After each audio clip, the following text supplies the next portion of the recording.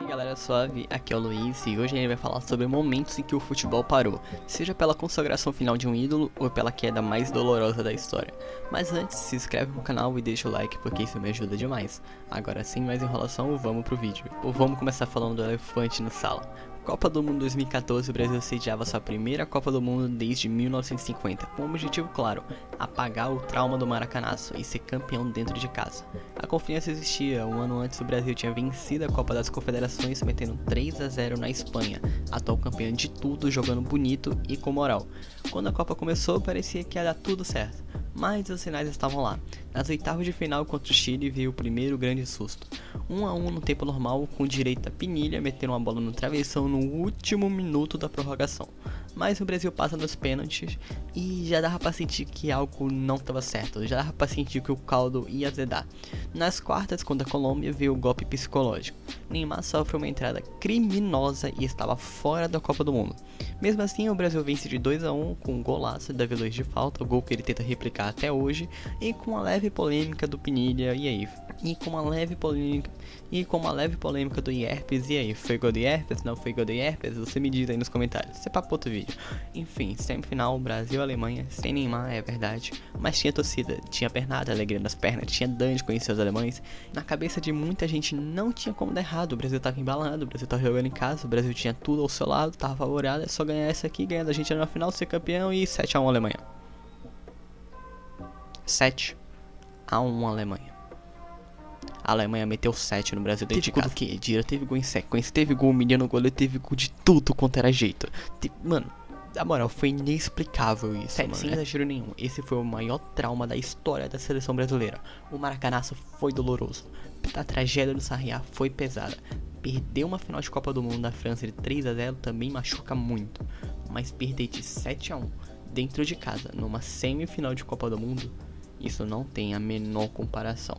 Eu era criança quando eu vi esse jogo. Eu tinha entre 6 a 7 anos e eu nunca tinha visto a seleção perder daquele jeito. Eu achava que o Brasil era invencível. É sério, eu nunca tinha visto a seleção perder. A única derrota que eu vi do Brasil foi um amistoso contra a Suíça, em que o Brasil perdeu por um gol de cabeça, se eu não me engano, do Marcelo. E tipo, pro Brasil ter perdido por um caso de um gol contra, eu ficava tipo, o Brasil só perde se for pra ele mesmo, tá ligado? O Brasil é invencível. Eu realmente acreditava que a seleção brasileira era invencível. Mas aquele dia não foi só uma derrota, foi o fim de uma ilusão. Foi o fim da minha inocência com a seleção brasileira de quando eu era criança.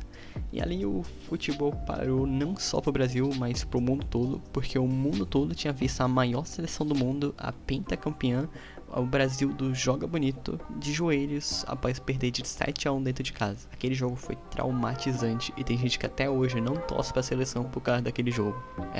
Esse foi pesado. Eurocopa de 2021. Dinamarca e Finlândia se enfrentavam e era pra ser só mais um jogo da fase de grupos. Estádio cheio, clima de festa, torcida empurrando, até que do nada, do absoluto nada, Christian Eriksen cai no gramado. Sem choque, sem dividida e sem falta. Ele simplesmente cai. Nos primeiros minutos ninguém entende nada e depois o desespero começa a aparecer. Jogadores chamam o médico, a câmera se afasta, companheiros formam um círculo em volta dele e ali por alguns minutos o futebol parou de verdade. A transmissão não sabia o que mostrar, o estádio ficou em completo silêncio, jogadores choravam em campo e era impossível pensar no resultado, na classificação ou no futebol. O mundo inteiro só queria uma coisa, o mundo inteiro só queria que Christian Eriksen sobrevivesse. Os médicos entraram em campo, fizeram uma massagem cardíaca, usaram o desfibrilador. Naquele momento ninguém sabia se ele ia sair dali com vida. Depois de minutos que pareceram horas, vem a notícia: Christian Eriksen estava vivo. Ele sai de campo consciente, sob aplausos, num dos momentos mais tensos da história do futebol moderno. Naquele dia não foi um gol que parou o jogo, não foi uma derrota, foi a vida de alguém que estava em xeque. E ali o mundo do futebol parou para orar por aquela vida que estava em jogo. E se no caso do Eriksen o futebol parou por alguns minutos, na pandemia o futebol parou por meses. Em 2020, por causa do vírus, o mundo parou. E o futebol parou junto. Campeonatos suspensos, jogos adiados e alguns jogos até cancelados. Estádios fechados e, pela primeira vez na história moderna, o futebol ficou sem a sua maior força, sem a paixão de sua torcida. O que a gente via eram jogos estranhos. arquibancadas vazias, gritos ecoando, onde a gente ouvia a torcida festejando, a gente começou a ouvir os técnicos ligando os jogadores. O futebol até que voltou, mas ele parecia incompleto por um bom tempo. Sem abraço na hora do gol, sem mosaico, sem um canto da torcida. A pandemia mostrou que o futebol depende das pessoas, depende da paixão do torcedor, e sem os torcedores até os gigantes caem. O futebol sofreu um golpe duro, um golpe tão duro que muitos clubes gigantescos, seja por dívidas, seja por falta de futebol mostrado, e ter que vender jogadores a rodo para quitar as dívidas. Tudo isso veio decorrente da pandemia, foram momentos horríveis para o futebol e para o mundo. 25 de novembro de 2020, o mundo acordou com uma notícia difícil de acreditar. Diego Armando Maradona havia morrido. Maradona, ídolo máximo do futebol, havia falecido. Ele sofria de um edema agudo no peito, junto com uma insuficiência cardíaca. Então, por volta de meio-dia, dia 25 de novembro de 2020, Diego Armando Maradona sofre uma parada cardíaca e morre ali mesmo. Maradona, ele não era só um jogador. Maradona, ele era o povo jogando. No Boca ele foi ídolo, no Barça ele foi fenomenal e fez a Argentina ser bicampeão mundial. E no Napoli ele foi tão marcante que pouco depois da sua morte, o estádio San Paolo, que era o nome do estádio do Napoli, ele teve seu nome trocado em homenagem a Don Dieguito. Hoje em dia, o estádio se chama Estádio Diego Armando Maradona. Maradona foi ídolo na Argentina, ídolo no Napoli, ídolo no Boca e ídolo do povo. Gênio do futebol, polêmico, intenso e, acima de tudo, ele era humano.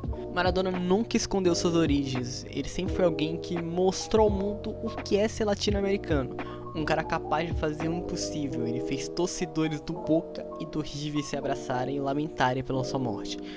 Boca e River, talvez a maior rivalidade da história do futebol. Mas ao mesmo tempo que ele conseguia fazer o impossível, como levar o Napoli a um título continental, ele também conseguiu se autodestruir usando alta quantidade de drogas que afetaram muito o seu corpo e levaram ele a uma morte precoce. Estádios pararam, homenagem para todos os lados, o Beira-Rio, estádio do Internacional, um clube vermelho e branco, teve o estádio pintado das cores do Grêmio, só porque eram as cores da Argentina, a Argentina de Maradona.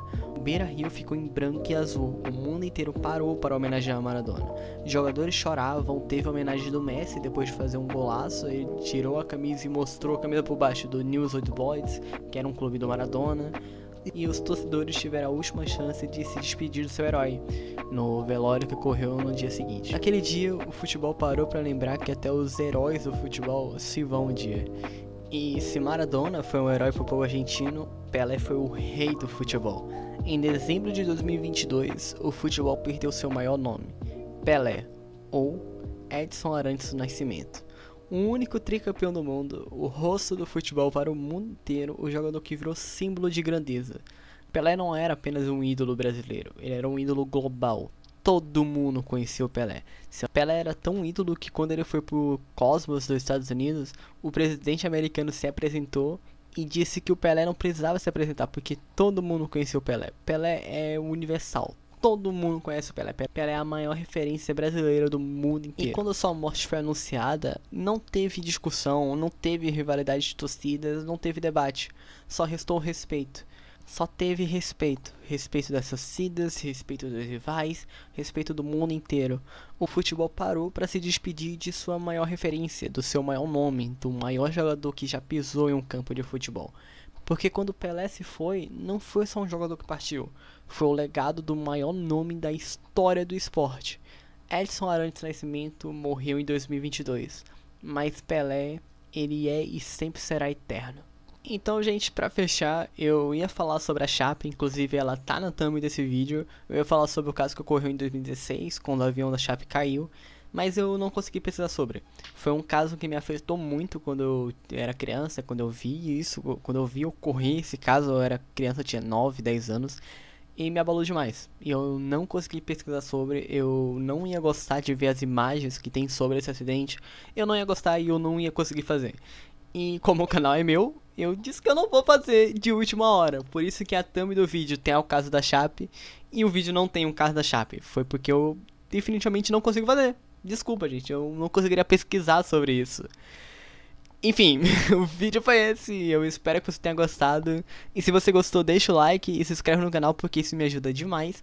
Caso apareça o botão hypar, você clica nele porque isso me ajuda mais ainda. Enfim, é isso. Até o próximo vídeo. Tchau!